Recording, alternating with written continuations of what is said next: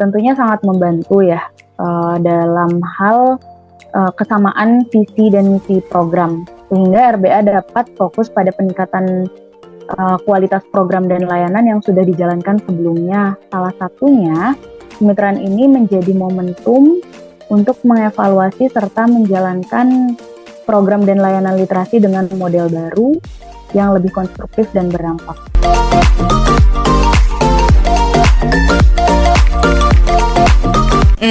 Pastinya untuk menjadi seorang fasilitator dalam BIMTEK ya, itu kan harus melihat siapa nanti yang akan kita training gitu. Karena saya sebagai peserta TOT mendapatkan banyak hal gitu, bagaimana kegiatan membaca itu bisa menyenangkan, utamanya bagi penerima manfaat yaitu anak-anak, dan juga bagaimana aktivitas membaca itu juga meningkatkan kecakapan literasi mereka. Dan itu semua tidak hanya dipengaruhi oleh si anak itu sendiri gitu. Pastinya kan dibantu oleh para pendamping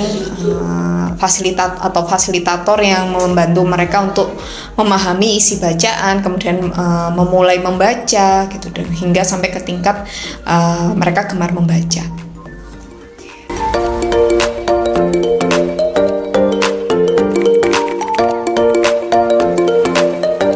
Oke, tentunya dalam program bimbingan teknis kecakapan literasi ini betul-betul mempersiapkan saya sebagai fasilitatornya, di mana khususnya dalam program gelar baca ini saya lebih tahu untuk strukturnya itu bagaimana.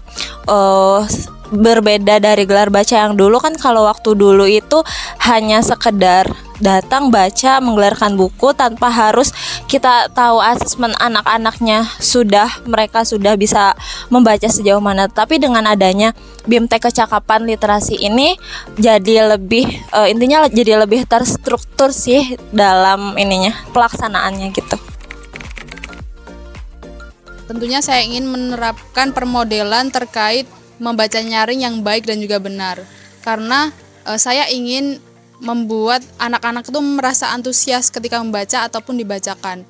Karena dalam kegiatan bimbingan teknis kemarin, saya pun baru menyadari kalau dalam membuka halaman pun itu ada teknik tersendiri dan harus dipelajari. Kemudian yang ingin saya terapkan juga yaitu tentang asesmen kepada anak-anak, karena saya ingin mengetahui terlebih dahulu sejauh mana kemampuan yang anak-anak miliki, dan kemudian saya dapat menerapkan pembelajaran apa yang bisa disampaikan melalui gelar baca dan juga membaca nyaring. Untuk tindak lanjutnya, karena kan sudah dilaksanakan TOT dan BIMTEK untuk keseluruhan fasilitator. Nah, selanjutnya adalah proses campaign dan juga persiapan dan pelaksanaan program. Nah, saat ini dari tim layanan sudah melakukan penyusunan poster untuk eksekusi program yang dilaksanakan. Nah, setelah campaign kami akan menghubungi sekolah-sekolah. Tadi kan sudah dipetakan sekolah-sekolah sasarannya. Kami menghubungi sekolah-sekolah tersebut untuk mengundang sekaligus menawarkan proses kolaborasi dalam program mobility ini sendiri. Nah, setelah itu kami akan menawarkan jadwal-jadwal yang sudah ditentukan oleh tim layanan dan juga menerima rekomendasi jadwal yang diajukan oleh sekolah sasaran. Nah, setelah itu kami akan memetakan kebutuhan relawan teknis yang akan berangkat ke sekolah tersebut dan akan menyelenggarakan program sesuai dengan permintaan atau juga pemetaan kebutuhan yang sudah dilaksanakan sebelumnya. Saya sendiri setelah dilakukannya BIMTEK fasilitator gelar baca, di sini kami memiliki sisi positif yang telah kami dapatkan di bimbingan teknis tersebut. Seperti contohnya, kita memiliki persiapan yang lebih matang untuk melaksanakan gelar baca, lalu kita memiliki persiapan materi yang akan kami bawakan, lalu kita memiliki bagaimana cara kita menarik perhatian siswa seperti mengadakannya ice breaking, sehingga kita dapat mampu menarik perhatian siswa dan meningkatkan kualitas layanan kita. Ya, dalam pembimbingan teknis ini saya memperoleh keterampilan tambahan dalam merancang kegiatan literasi yang lebih menarik dan berdampak. Saya berencana mengintegrasikan pendekatan baru ini dalam kampanye Mobility untuk meningkatkan daya tarik dan efektivitas program, memberikan dampak positif yang lebih besar pada literasi masyarakat.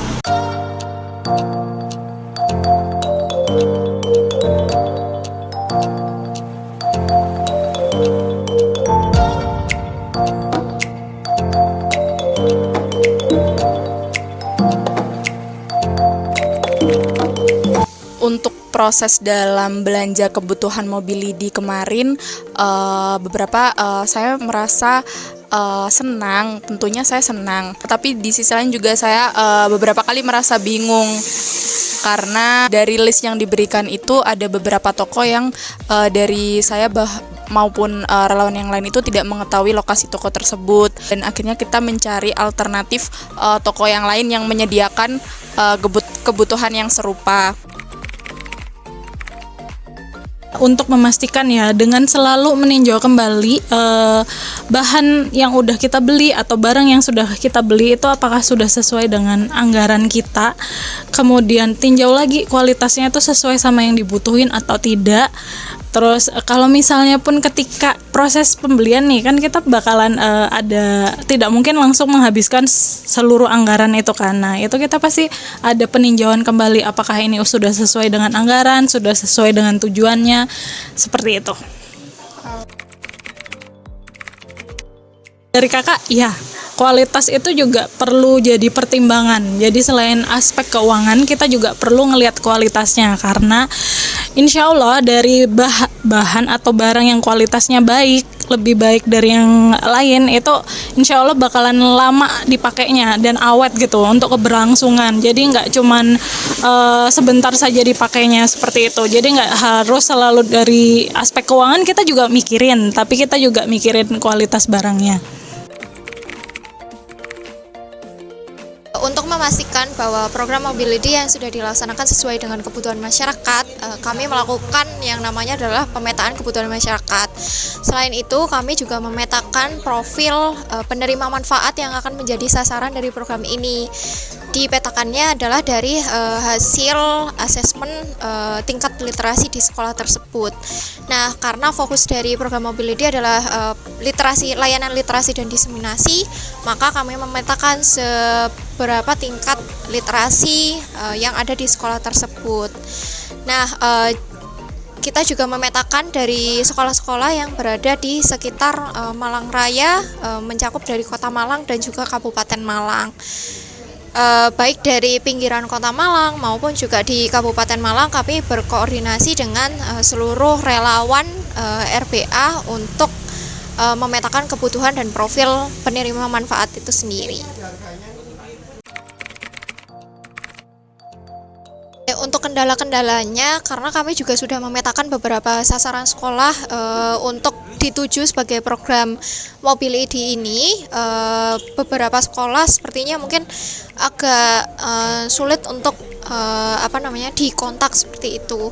Nah, beberapa sekolah yang agak sulit dikontak ini karena mungkin salah satunya kami memetakan dari sekolah-sekolah yang baru adalah dari internet, kemudian juga mungkin kontaknya sudah tidak aktif dan sebagainya. Jadi perlu ada relawan yang secara langsung datang ke sekolah tersebut.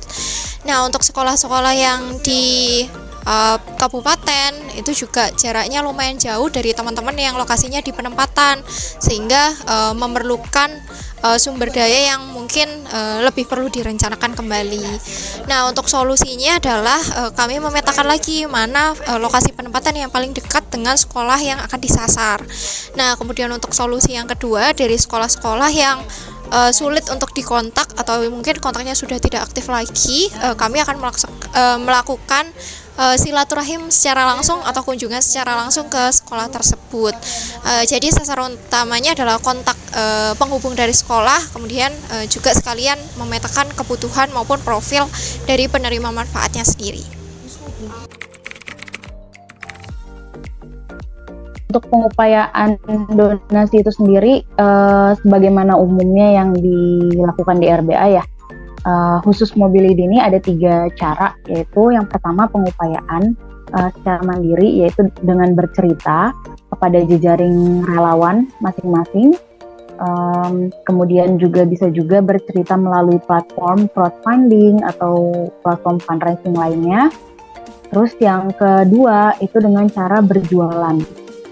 Berjualan ini bisa berbagai cara ya, namun yang umum dilakukan di RB itu ada melakukan penjualan minyak jelantah, kemudian kertas bekas, dan yang terakhir biasanya kita sebut garage sale. Garage sale itu kayak penjualan pakaian atau barang layak pakai yang nantinya akan dialokasikan untuk menunjang si program mobil ini sendiri. Kemudian yang ketiga yaitu dengan skema kemitraan. Mereka punya visi misi dalam penyelenggaraan program yang serupa ataupun sama dengan RBA kayak itu mungkin. Penerima manfaat mobility sebenarnya seluruh masyarakat ya yang memang membutuhkan peningkatan literasi sebagai bekal kecakapan dalam mengatasi persoalan kehidupan sehari-hari kayak gitu. Jadi siapapun, baik dari usia anak-anak, remaja, dewasa awal maupun lansia gitu. Jadi semuanya berhak untuk menjadi penerima manfaat dari mobility itu sendiri. Gitu. Cuman biasanya akan ada prioritas sama kayak tadi ya pengadaan. Untuk penerima manfaat pun akan ada prioritas. Untuk saat ini prioritasnya apakah di anak-anak atau di remaja atau sebagainya.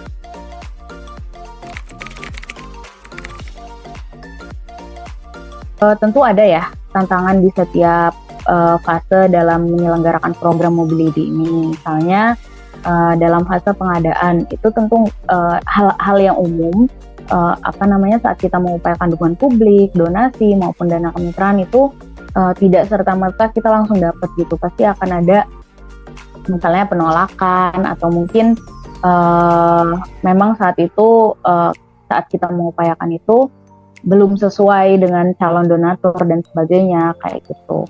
Nah, oleh karena itu adanya keterlibatan maupun kontribusi dari pihak lain gitu, maksudnya dari dalam satu tim ya, maksudnya di teman-teman RBA gitu maupun eksternal, itu benar-benar sangat membantu dalam mengatasi tantangan itu. Mungkin itu sih kurang lebih. Ini pun tantangan ini pun pasti juga dihadapi pada fase pemanfaatan maupun nantinya pada fase analisis hasil dan